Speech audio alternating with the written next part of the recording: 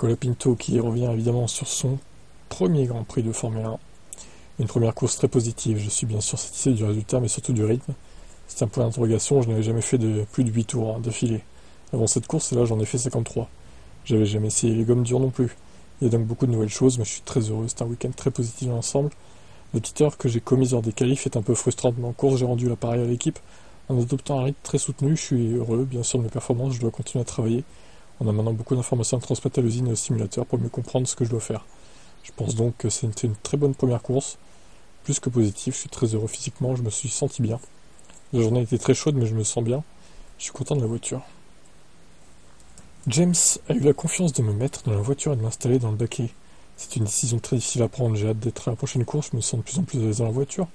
C'est un très bon pas en avant pour essayer de mieux comprendre, d'apprendre encore et encore. Je suis évidemment très fier de ce que nous faisons. Bon, après voilà, commentaire des autres chez Williams qui félicitent évidemment Albon pour les points. Bon, c'est vrai que Colapinto, course correcte, hein. Après bon, méfiance quand même, parce qu'on avait dit pareil pour De Vries, souvenez-vous, qui avait impressionné son monde quand il avait remplacé Albon chez Williams justement. Il avait marqué des points, sauf que l'année d'après il a été titulaire une moitié de saison et il s'est fait virer.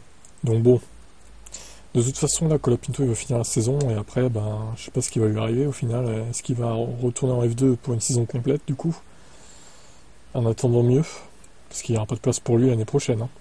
Chez Williams ou ailleurs d'ailleurs. Ciao.